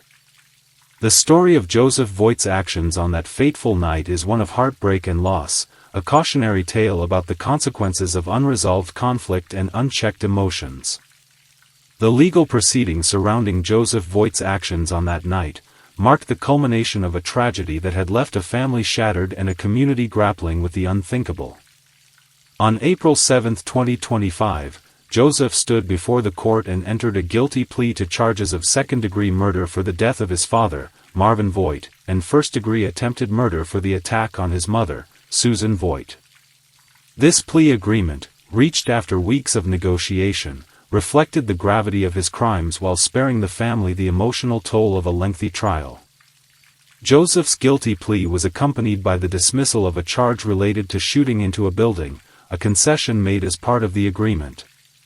The court acknowledged the evidence presented by the prosecution, including Joseph's confession, ballistic analysis, and witness statements, all of which painted a clear picture of the events that had unfolded. The sentencing possibilities for Joseph ranged from 26 years to life in prison, a stark reminder of the consequences of his actions. For Susan Voigt, the legal proceedings were both a source of closure and a painful reminder of the night that had forever changed her life. As the sole surviving victim of the crime, Susan faced the daunting task of rebuilding her life while carrying the physical and emotional scars of her injuries. Her testimony during the proceedings highlighted the devastating impact of the tragedy on her family, as well as her hope for justice and healing. The broader implications of this case extend far beyond the courtroom. Joseph's actions have sparked conversations about the role of gaming addiction in shaping behavior and the challenges of navigating family conflict.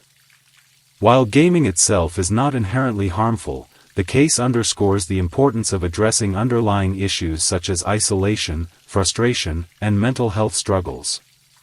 Joseph's obsession with gaming, coupled with his inability to cope with his father's criticism, created a volatile situation that ultimately led to tragedy. The Voigt family's story also serves as a cautionary tale about the importance of communication within families. Marvin's attempts to guide his son, though well-intentioned, were met with resistance and misunderstanding. Susan's efforts to mediate, while admirable, were unable to bridge the growing divide. This case highlights the need for families to foster open and empathetic dialogue, particularly when addressing sensitive topics such as career aspirations and personal passions. As the community reflects on the events of December 7, 2024, there is a collective recognition of the need to prioritize mental health and conflict resolution. Resources such as counseling and support groups can play a crucial role in helping individuals and families navigate challenges and prevent escalation. The tragedy of the Voigt family serves as a reminder that seeking help is not a sign of weakness but a step toward healing and understanding. As we come to the end of this tragic and thought-provoking story, let's take a moment to reflect on the key points that have unfolded. The events of December 7, 2024, were a devastating culmination of tension within the Voigt household, a family that, on the surface, seemed ordinary but was grappling with deeper struggles beneath the surface. Joseph Voigt, a young man consumed by his passion for gaming, found himself at odds with his father, Marvin Voigt, whose well-meaning attempts to guide his son toward responsibility ultimately led to a confrontation that spiraled into violence. Marvin's death and Susan's injuries were not just the result of a single moment of anger but the product of unresolved conflict, miscommunication, and unchecked emotions.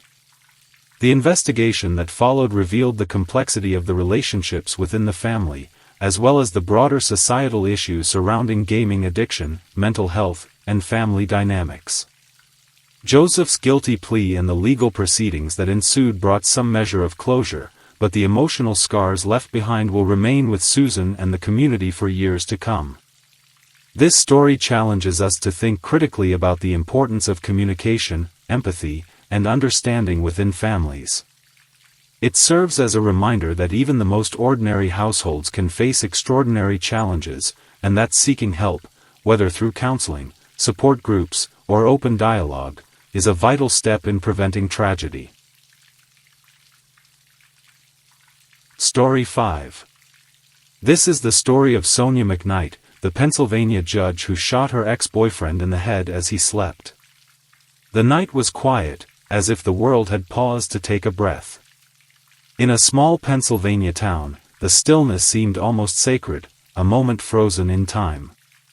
Houses lined the street, their windows aglow with warm light, shielding stories both mundane and extraordinary.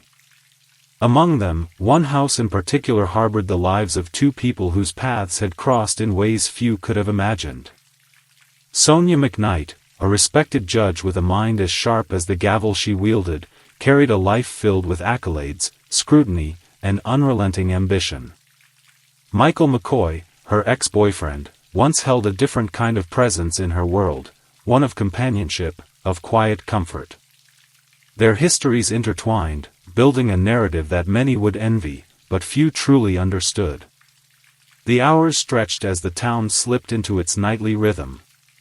Yet, as the clock ticked onward, an event was set into motion, an event that would forever alter the lives of those it touched.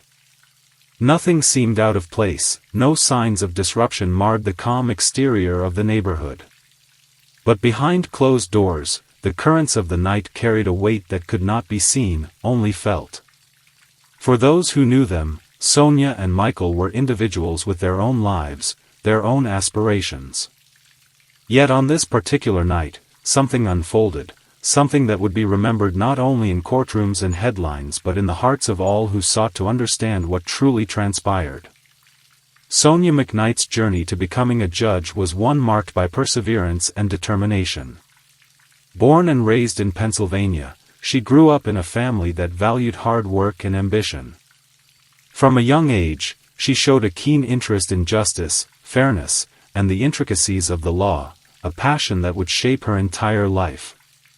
Her path, however, was not without challenges. As a law student, Sonia excelled academically, earning praise for her sharp mind and her ability to navigate complex legal principles with ease. Yet beneath the surface, she grappled with the pressures that came with ambition. Balancing her studies and personal life often felt like a delicate act, one that left her questioning whether she could achieve all she had dreamed of without sacrificing the relationships and connections that mattered most. Her early career was a testament to her dedication. Sonia began as a defense attorney, working tirelessly on cases that tested her resolve and her belief in the system. She earned a reputation for her meticulous preparation and her unwavering commitment to her clients. Her courtroom demeanor was calm yet commanding. She carried herself with a quiet authority that demanded respect. It wasn't long before she was appointed as a judge, a milestone that solidified her standing as a prominent figure in her community. Sonia's achievements were celebrated far and wide. She was seen as a symbol of integrity and professionalism, someone who had overcome obstacles to achieve greatness. But like anyone, she was human. Beneath the accolades and the formal robes, she was a person with vulnerabilities and desires that extended beyond the courtroom. It was during her time as a judge that she met Michael McCoy, a man whose demeanor was warm and inviting.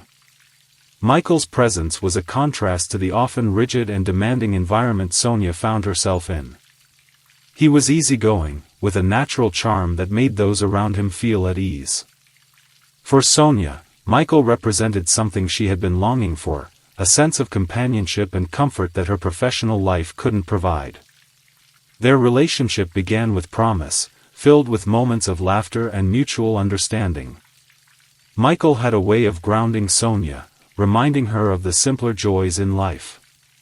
They shared dinners that stretched late into the night, walks through Pennsylvania's scenic trails, and conversations that revealed their deepest thoughts. Sonia found herself drawn to his kindness and his ability to bring light into her often serious world. But as time went on, tensions began to emerge. The demands of Sonia's career were relentless, and the expectations placed upon her weighed heavily on their relationship. Michael, though supportive, struggled to find his place in her world, a world that was often consumed by legal battles and the responsibilities of her position.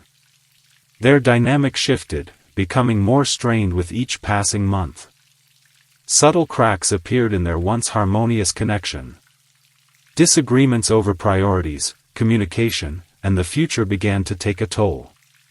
Sonia's ambition, which had driven her to success, became a point of contention. Michael admired her determination but felt increasingly sidelined as her focus remained on her career. Sonia, on the other hand, found herself torn between her love for Michael and her commitment to the role she had worked so hard to attain. Though they tried to reconcile their differences, the strain proved difficult to overcome. Their relationship began to unravel, not with dramatic fights or sweeping gestures, but with the quiet erosion of what had once been a strong bond. Moments that were once filled with joy became tinged with sadness, and the distance between them grew, almost imperceptibly, until it was impossible to ignore. The night of February 10, 2024, began like any other in the quiet neighborhood of Saddle Ridge Drive, Dauphin County, Pennsylvania. The air was still, the streets empty, and the faint glow of porch lights illuminated the rows of houses. Inside one of these homes, Michael McCoy had retired to bed, seeking solace in the familiar comfort of his room. The day had been uneventful, and as he drifted into sleep, there was no indication of the events that were about to unfold. Michael had been living alone in the house for several days, or so he thought. His relationship with Sonia McKnight had ended just a week prior, and he had asked her to leave his home. Their parting had been fraught with tension, but Michael believed that the worst was behind him. He had changed the locks, removed her key, and tried to move forward. Yet, unbeknownst to him, Sonia had returned, using a spare key to gain access to the house. The hours ticked by, the house enveloped in silence. Michael lay in his bed, his breathing steady, his mind lost in the depths of sleep. The room was dark, save for the faint glow of a digital clock on the nightstand. It was a scene of tranquility, a moment of peace that would soon be shattered. Yet, peace was not the reality. Unbeknownst to Michael, someone else was there, moving silently through the shadows of the house. Sonia McKnight was present. Her footsteps were deliberate, her actions guided by a resolve that no one but her could understand. She moved through the familiar space, past rooms that had once been shared by the two of them, and approached Michael's bedroom. The seconds ticked by, the quiet stretching to fill the void. Then, in an instant, the silence was broken. A sharp, sudden sound reverberated through the house, a gunshot. The noise was jarring, cutting through the stillness like lightning in a night sky.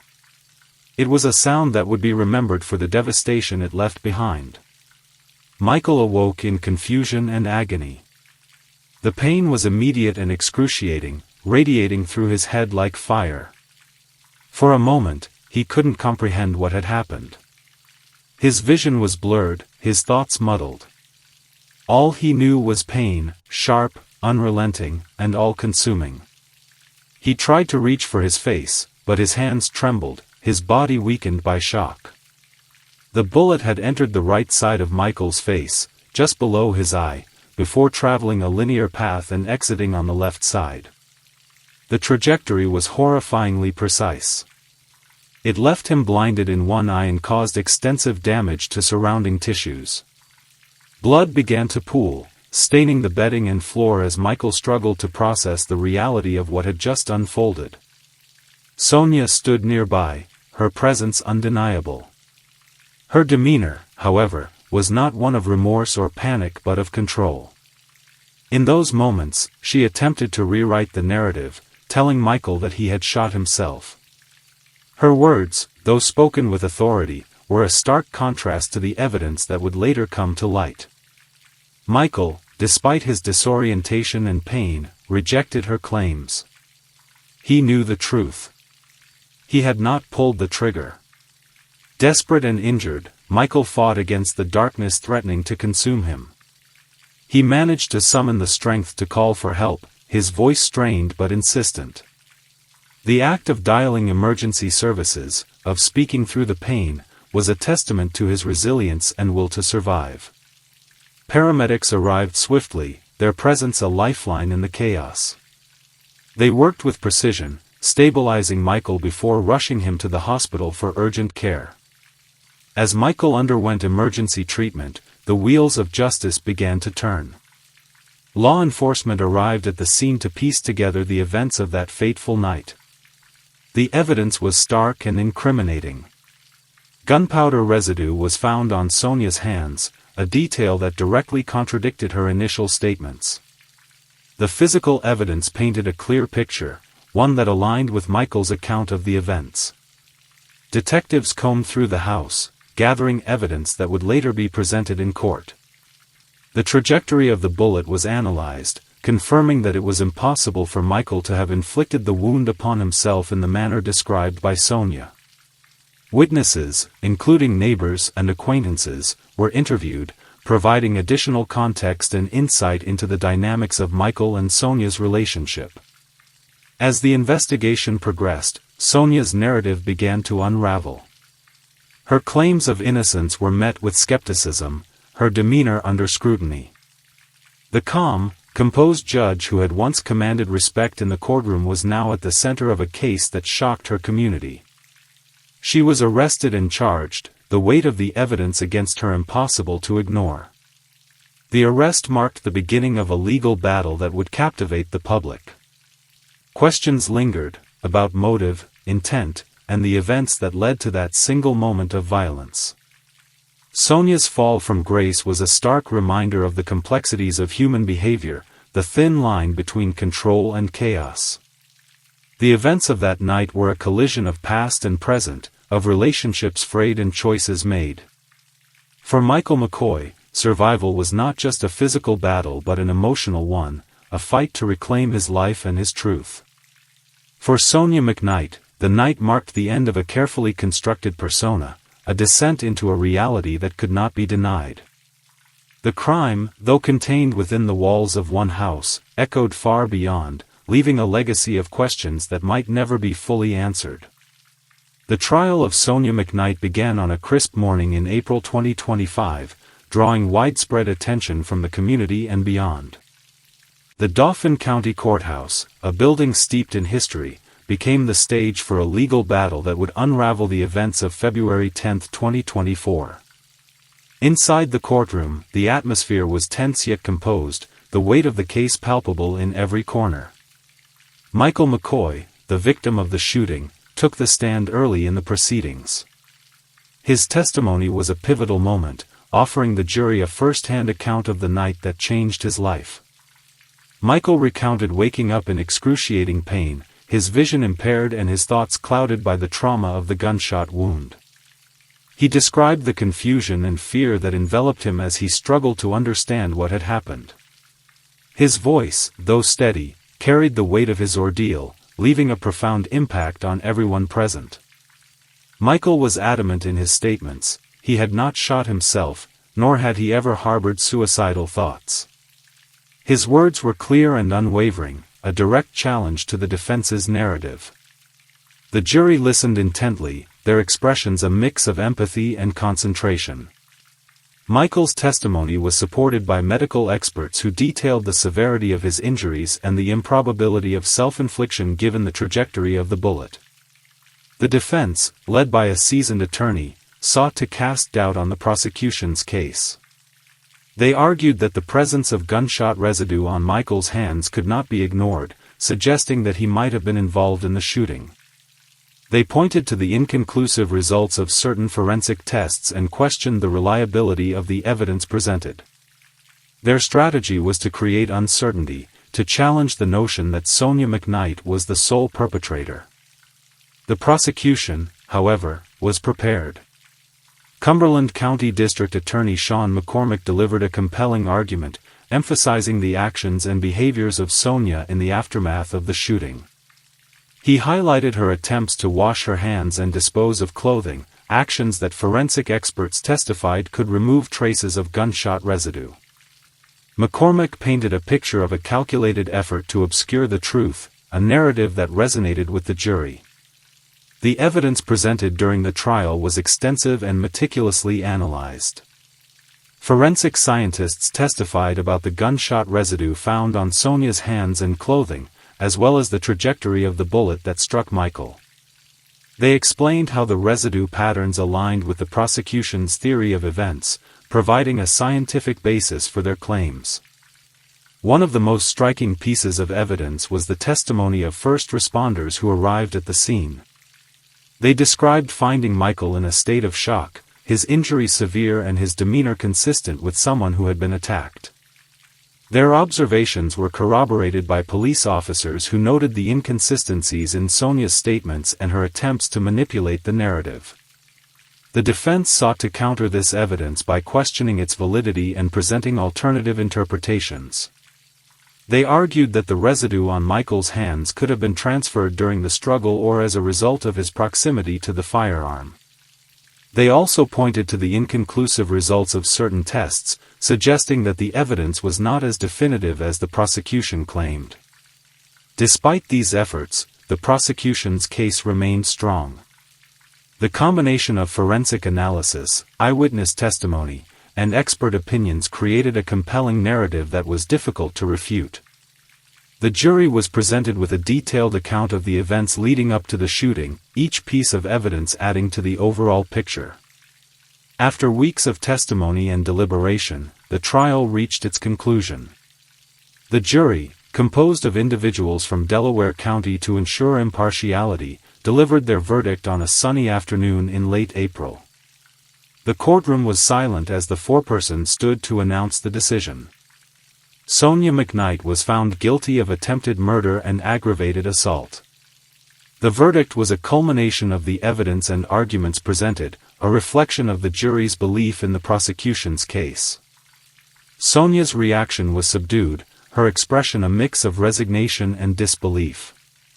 She remained composed as the judge read the sentencing guidelines, her demeanor a stark contrast to the gravity of the situation. Michael McCoy, seated in the gallery, listened intently as the verdict was delivered.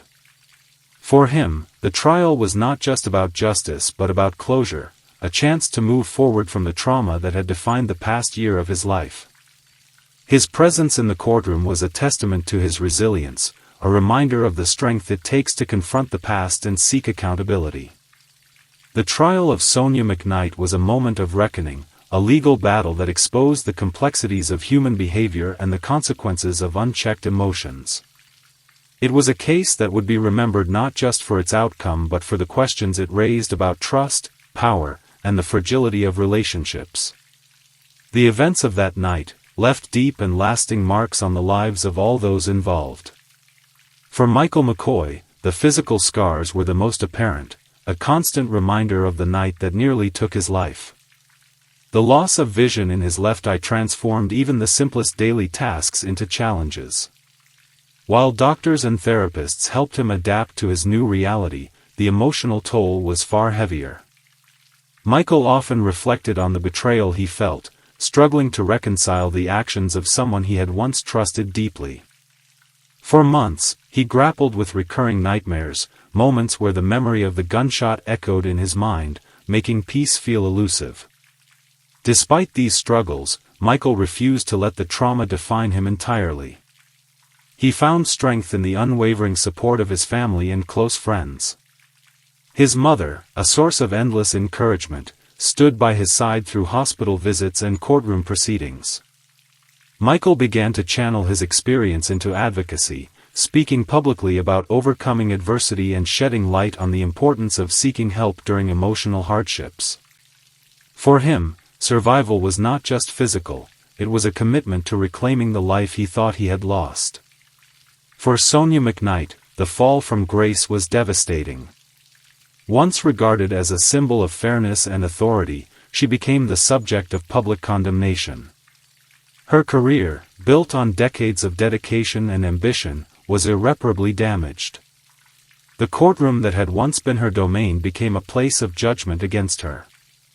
Her family, torn between loyalty and disbelief, struggled to come to terms with the actions that had led to her downfall. Sonia's parents, who had proudly celebrated her successes, now faced a reality that shattered their expectations. Her siblings, seeking clarity, vacillated between anger and grief. Within the community, the ripple effects of the crime were felt far and wide. The trust once placed in Sonia as a respected judge was replaced by skepticism and unease. Her peers, who had worked alongside her, were left questioning how someone in her position could commit such an act.